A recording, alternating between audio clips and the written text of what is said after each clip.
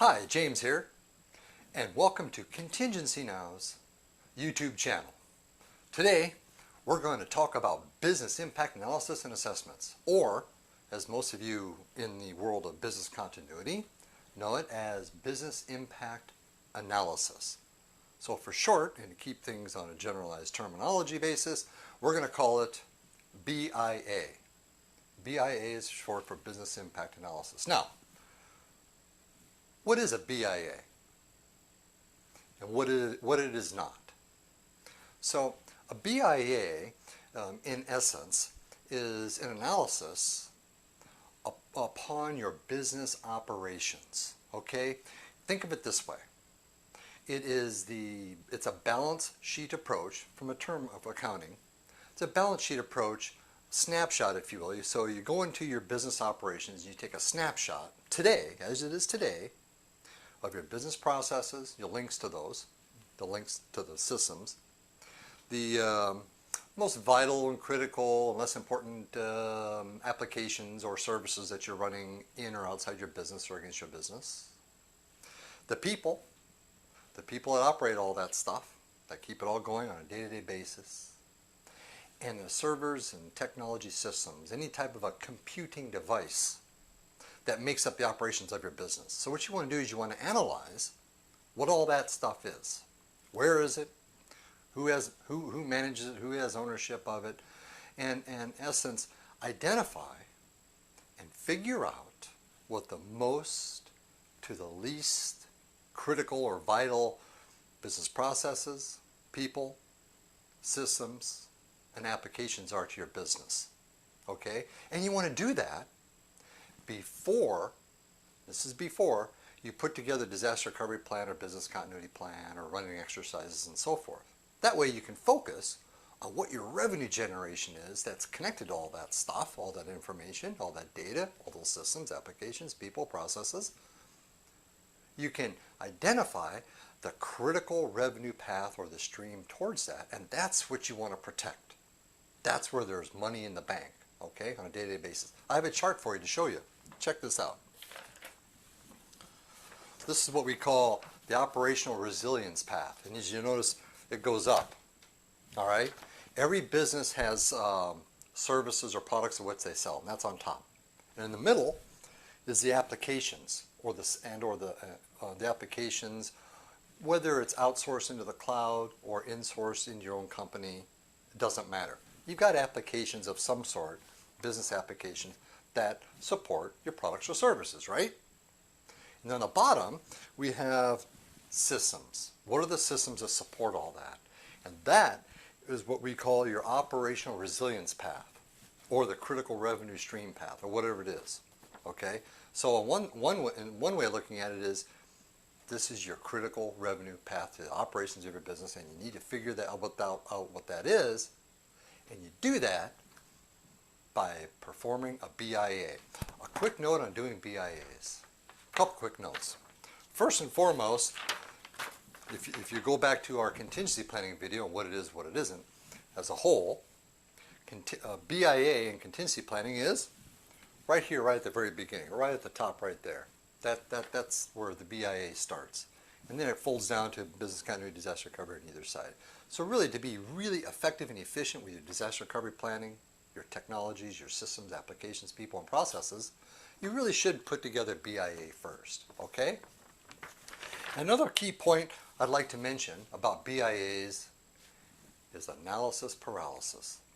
Whatever you do, do not get lost in the itty-gritty details of a BIA, because when it's all said and done, when the stuff hits the rotating fan and you're in desperate need of keeping your business up and operating due to an interruption event, or some form of a disaster, whether it's inside or against your business, whatever it is, when you're in that time of need, those minuscule little details and stuff, they don't make a hill of beans. All right? They really don't. They do later on, but not initially. So be careful about analysis paralysis when you put together a BIA. So that's what a BIA is. It's help you with classifying. It's help you with identifying. It's to help you figure out what it is you have in your operating environment that makes up the day-to-day operations of your business, so you can figure out and you identify what kind of disaster recovery business continuity plan you should put together for future value. Okay? Knowledge base. What does it take to put together a BIA? What type of people? What type of knowledge base? Well, quite frankly, you don't have to be an expert in business continuity planning to do it, but you do need general knowledge in project management. It would be great to understand and take maybe a self-test course, or just do some research on the web on the top 10 areas of business continuity planning. You can get that from the DRII. You can do that. Good general knowledge here, and really good general knowledge, as I say, about project management. Okay? So you need a person that's going to put together the BIA for you or with you, whether it's an inside person inside your organization, your enterprise, or you hire a consulting firm to come in and do it. They really need to have that type of a knowledge base. Okay? And they need to really know how to work with desktop technologies to put it all together. They should also have a good, strong technical awareness. You know, what technology, kind of where technologies fit and how they work and why they work and what they do inside your business. Be able to communicate that to the technology team, to the mid-management team, might be the same people, might not, and also to your key executives, what we call the key decision makers within your business operations. A person that needs to be able to communicate across those functional boundaries within your business operations is the individual that should be putting together the business impact analysis for you. And as I mentioned before, it is part of the contingency planning process, and it serves to identify, analyze, classify application systems, people, and processes, so you can put together an effective plan. That's really what a BIA is. It does take some time. However, it will not break the bank. You might have noticed this, cost versus time to ownership, this graph. This guy here says, this is in dollars and this is time to ownership. Ownership basically means, when do I take full control of my contingency planning work effort? Well, it's from this vertical line over. All right? BIAs are done in this area right here. Exercises and maintenance are done here. So the BIA work is done right here, just to give you a heads up. Let's talk about what I like to call, in the military, it's a military term, need to know. There's a lot of valuable and highly intellectual confidential information that can go into a BIA if done correctly. Okay? Not everybody across your entire business operations needs to know what that information is. You will put together, once you get your analysis put together, you need to put together, you build a report, a BIA report. And the BIA report is really sectioned out between mid-management, technology people, mid-management, and executives. And not everybody needs to know all this information. So whatever you do, make certain the right information gets into the hands of the right people, especially the key decision makers. Because when you get your BIA together, it's going to help those key decision makers identify not only the path of least resistance to putting together an effective and efficient disaster recovery and/or business continuity plan, but it's also going to help them identify where that money stream is. How much is it going to cost me when I'm down?